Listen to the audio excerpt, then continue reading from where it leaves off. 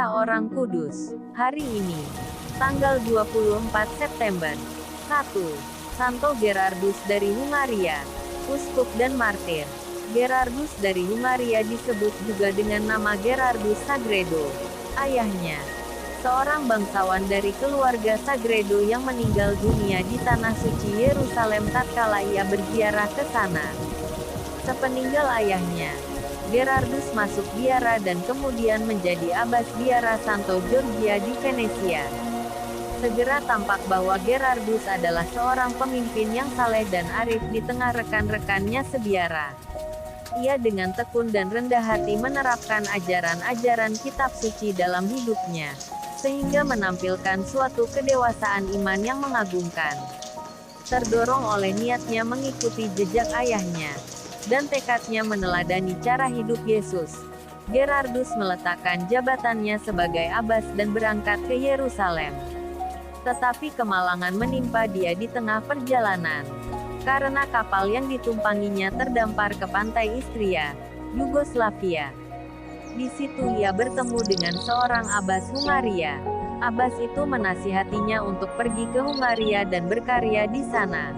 Gerardus menuruti nasihat itu dan bersedia pergi ke Hungaria. Di sana ia disambut baik oleh keluarga Raja Stefanus. Bahkan diminta menjadi guru pribadi untuk putera mahkota Emeric. Sebenarnya ia tidak suka tinggal di istana.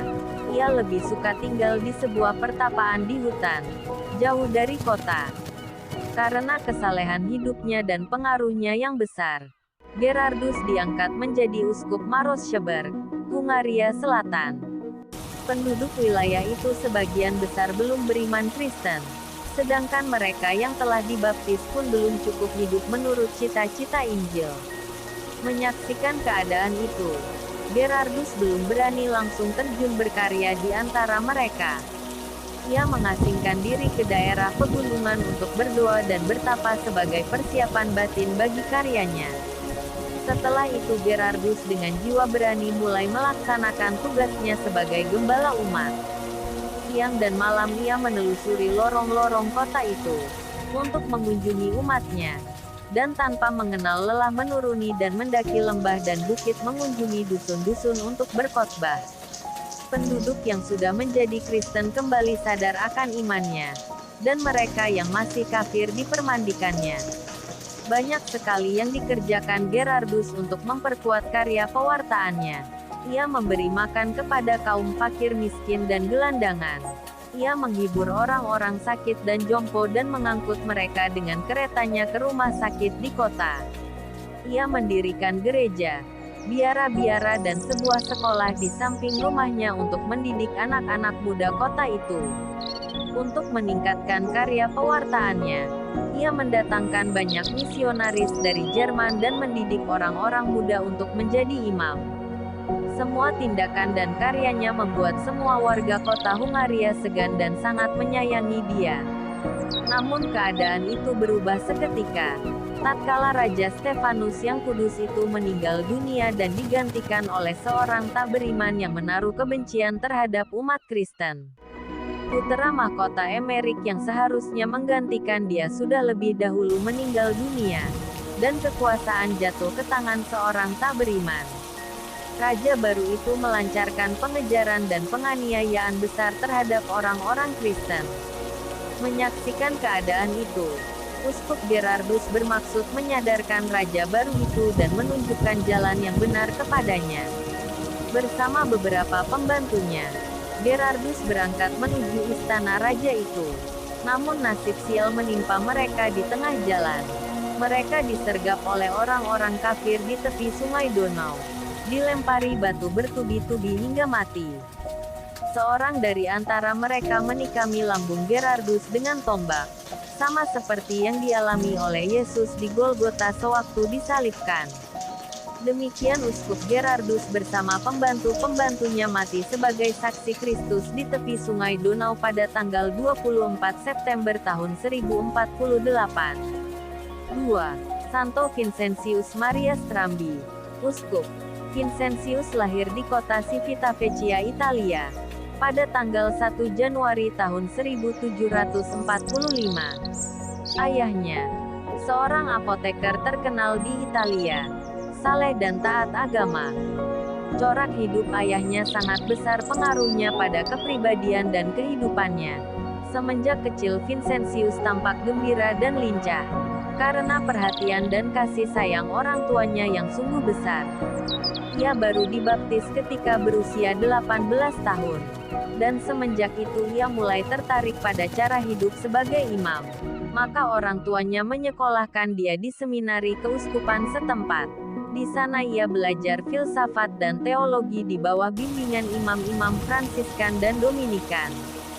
Sebelum menerima tahbisan imamatnya, ia mengikuti retret di sebuah rumah biara Passionis di bawah bimbingan Santo Paulus dari Salib, pendiri Ordo Passionis. Terpengaruh oleh kesalehan Paulus dari Salib, Vincentius segera memutuskan untuk menjadi anggota dari tarekat yang baru itu. Meskipun keluarganya sangat menentang, Vincentius tidak goyah. Ia berdoa agar Tuhan dapat melembutkan hati ayahnya agar mau mengizinkan dia menjalani hidup imamatnya dalam Ordo Passionis. Kesabaran, ketulusan dan ketekunan doanya tidak sia-sia.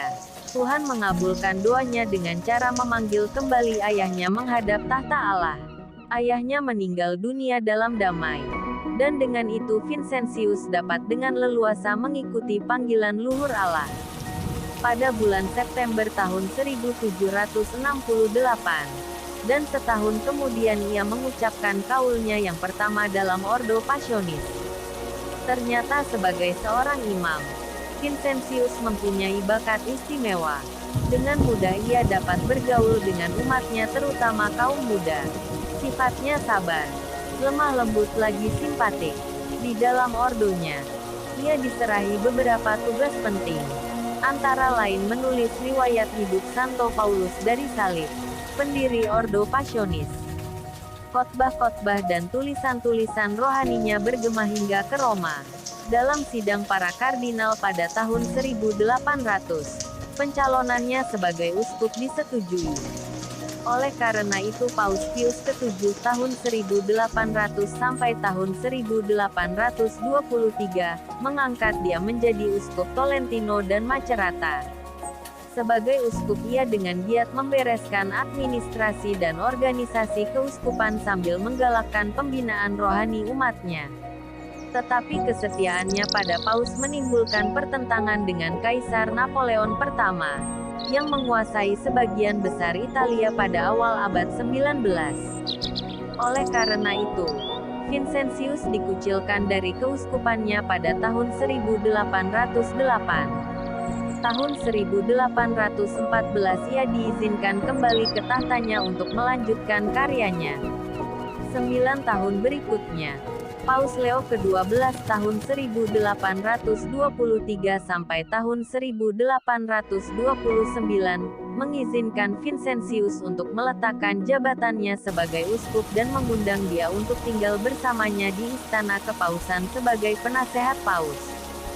Vincentius melayani Paus dalam kedudukan sebagai penasehat sampai hari kematiannya, tepat pada ulang tahunnya tanggal 1 Januari tahun 1824. Paus Pius ke-11 menggelari dia sebagai Beato pada tahun 1925 dan sebagai Santo pada tahun 1950. 3. Santo Pacificus, pengaku iman.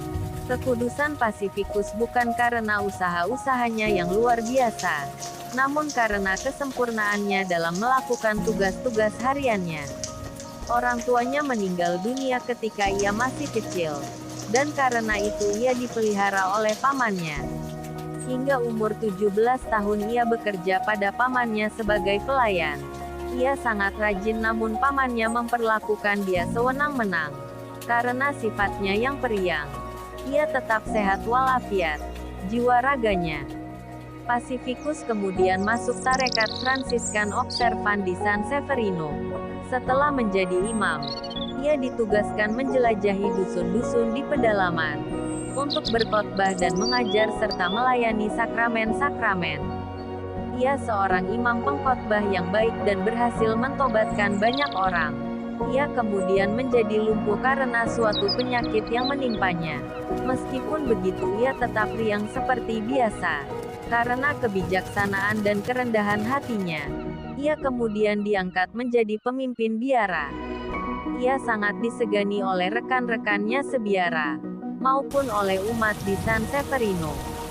Kepada rekan-rekannya maupun umat, ia selalu menekankan kerendahan hati di hadapan Tuhan dan sesama. Pacificus seorang pendoa besar. Saat-saat terakhir hidupnya, penyakit yang dideritanya semakin mengganas sehingga membuatnya sangat menderita. Hingga akhir hidupnya pada tahun 1721. Santo Gerardus, Santo Vincentius Maria Strambi dan Santo Pacificus, doakanlah kami. Kak Carla Channel.